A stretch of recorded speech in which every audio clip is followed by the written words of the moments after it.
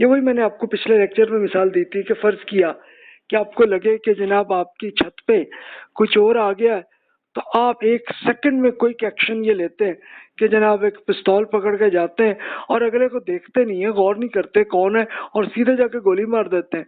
तो फिर इसका लॉस क्या होगा कि आप सीधे खुद जेल में चले जाएंगे।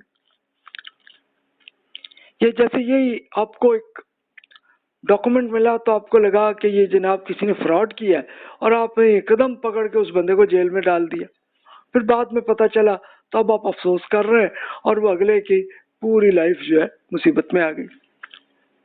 हो सकता है ना। तो इसलिए डिसीजन के लिए ये मैं अर्ज करूं कि सवाए इसके कि बिल्कुल इमरजेंसी जैसी हालत हो तब तो आपको करना है, लेकिन एक्शन कोई बड़ा नहीं करना। मसलन आपको ये आया कोई बीमारी फील हुई है तो बस फौरन एक्शन तो आप यही करें कि चले जाएं हॉस्पिटल में और जाके ट्रीटमेंट अपनी कर लें। लेकिन नॉर्मल डिसीजंस में थोड़ा टाइम लेना चाहिए, तभी जाके ये आप ये पूरे स्टेप्स करेंगे। हो सकता है आधे घंटे में आपका ये हो जाए, 1 घंटे में हो जाए तो ठीक है, दैट शुड ये बेहतर होगा। और कोई बहुत बड़ा डिसीजन जैसे शादी करने के लिए आ रहे हैं तो भाई फिर प्लीज आप कोई 1 घंटे में भी ना डिसीजन लें, इसके लिए आप कुछ कम से कम कोई 1 हफ्ता तो लगाएं, तब जाके आपका डिसीजन सही होगा।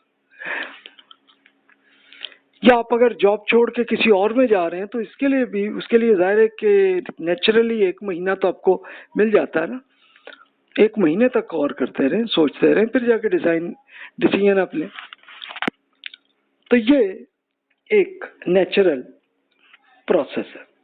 अब आइए हम इस तरह से देखते हैं कि rational model of decision making के बिल्कुल अकलमंदाना तरीका क्या होता है। पहला स्टेप वही है। अब मैं जरा और बेहतर तरीके से अर्ज कर देता हूँ। अंडरस्टैंड द सिचुएशन, कि सूरत हाल क्या है, क्या मामला, क्या इशू है। डिफाइन द प्रॉब्लम, कि आपको इशू क्या है, मसला क्या है इस सूरत हाल में। कि जैसे आप जॉब कर रहे हैं तो ये जॉब में क्या प्रॉब्लम है आपको। उसके बाद फिर डिफाइन ऑब्जेक्टिव्स, अब आपका मकसद क्या है। आप कोई ऐसी जॉब करना चाह रहे हैं अच्छी हो, या आपको कोई बिजनेस मिल रहा है तो वो आपका एक ऑब्जेक्टिव्स, आपका मकसद ये कि आप बिजनेस ही करना चाह रहे हैं। डायग्नोज द प्रॉब्लम, पहले तो प्रॉब्लम को डायग्नोज करें। ये सोचें ये प्रॉब्लम आई है तो क्यों आई है, कहाँ से आई है। तो पता चला कि जनाब बॉस जो है उनका एटीट्यूड ऐसा है कि आप बर्दाश्त नहीं कर सकते। या ये भी है कि चलो बॉस अच्छे हैं लेकिन आपके कुलीग आपके साथ उनका रवैया बुरा है। तो देखिए अब उसके लिए आप एकदम रिजाइन ना करें, इसके लिए ये इस पूरे प्रोसेस को होने दें एक टाइम तक। और टाइम कितना, 1 महीना, 1 हफ्ता, इस पे सोचते जाए। फिर डेवलप ऑल्टरनेटिव्स, इसके दौरान ये भी सोचे कि क्या ऑल्टरनेटिव है। एक ऑल्टरनेटिव ये भी हो सकता है कि आप उसी कंपनी में आपको और सैलरी अच्छी मिल रही है, आप ये भी सोच सकते हैं ना कि भी आप ये कोशिश करें कि आपको ट्रांसफर करके किसी और डिपार्टमेंट में चले जाएं। तो चलो अगर प्रॉब्लम आपके बॉस के साथ है या आपको अपने कोलीग्स के साथ है तो मसला हल हो जाएगा। फिर इसके साथ आप अप्लाई करते हैं, हो सकता है आपको कहीं और अपॉर्चुनिटी मिल जाए किसी और कंपनी में कि जहाँ आपको सैलरी भी अच्छी आ रही है और कल्चर भी अच्छा है। ये जरूर चेक करें कि वहाँ पे बॉस कैसा एटीट्यूड है उनका, और उनके जो कलीग है उनका एटीट्यूड क्या है, ताकि आप फिर जाके आप ये पूरा प्रोसेस करके जाए तो नई प्रॉब्लम में आ जाए। ये भी देख लें। या आप बिजनेस शुरू कर रहे हैं तो वहाँ पे इस तरह के इशू भी आ सकते हैं। ये सब चीजें सोचें। इवेल्युएट ऑल्टरनेटिव्स, जितनी ऑप्शंस आपको मिल गई तो इन सब के लिए आप ऑल्टरनेटिव्स को आप इवेल्युएट करें, तजिया करें, देखें यहाँ पे क्या ये मसला हल हो रहा है और क्या कोई और मसला तो नहीं आ रहा। ये सब चीजें देखें। या अगर कोई फायदा मिल रहा है तो ये फायदा इसमें आ रहा है, इसमें दूसरे में आ रहा है, तीसरे में आ रहा है, तो फिर उसके बाद चूज बेस्ट ऑल्टरनेटिव, सबसे बेहतर कौन सा आपका मसले भी हल हो रहे हैं और फायदे भी हो रहे हैं। फिर इम्प्लीमेंट ऑल्टरनेटिव, आखिरी स्टेप है। फिर जाके आप डिसीजन लें और कर लें एक्शन। एक्शन क्या करना है आपने, जैसे वही जॉब की एक एग्जांपल थी, तो आपने उसमें फिर रिजाइन करना है और दूसरी कंपनी में चले जाना है आपने। ये सारे आपके लिए प्रोसेस है। ये जब तक नहीं करेंगे, कुछ सेकंड में करेंगे, तो फिर होगा कि रिजाइन करके आप घर पे बैठ जाएंगे और नई जॉब आप ढूंढने की कोशिश कर रहे हैं और इसमें बहुत लंबा अरसा लगेगा, एकदम नहीं होगा। इसलिए जो भी करना है जरा अच्छी तरह ठंडे मिजाज के साथ आप फैसला करें।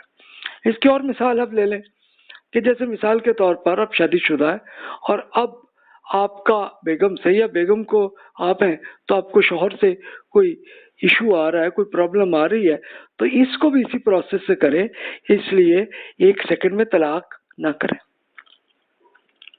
इसलिए अल्लाह ताला ने कुरान मजीद में तलाक, सूरह तलाक में वो तरीका बताया गया कि भी आप 3 माह का ये प्रोसेस करें, एकदम ना लें, एकदम जज्बाती होके वो ना करें, बल्कि Aahista Aahista step by step इसको होने दें। तो स्टेप्स ये करें।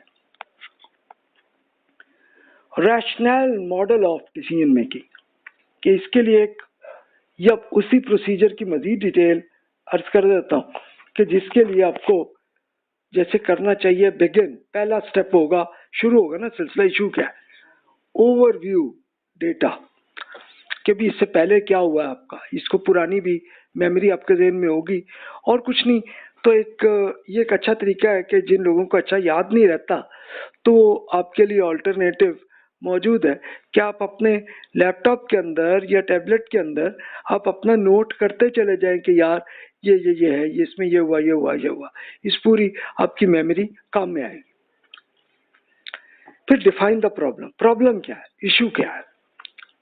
फॉर्मुलेट गोल, मकसद क्या है, क्या करना चाह रहे हैं हम, क्या हासिल करना चाह रहे हैं, क्या इशू का हल करना चाह रहे हैं और क्या फायदा उठाना चाह रहे हैं।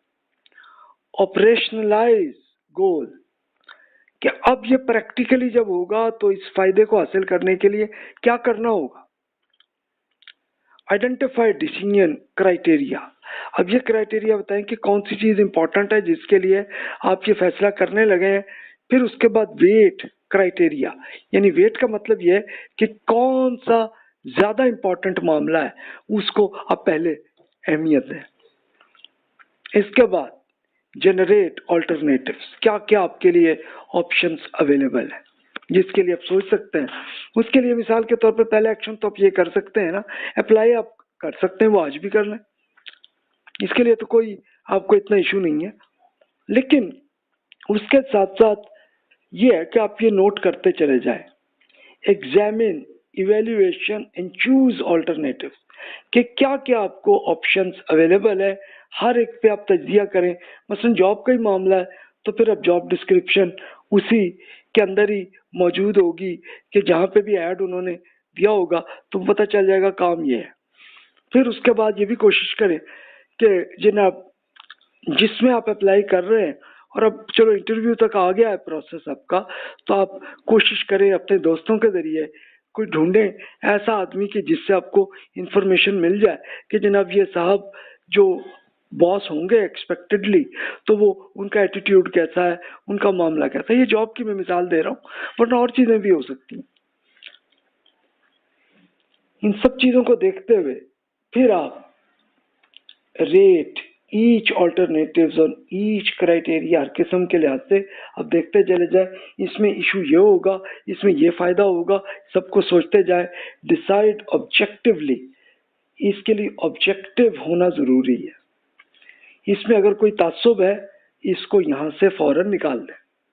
ऑब्जेक्टिव का मतलब यह है कि बिल्कुल बगैर किसी तासुब के आप जो सोचते हैं, ये बिल्कुल एग्जाम्पल है वही सोच लें कि जैसे 2+3 कितने होते हैं, आप फौरन कहते हैं ना 6।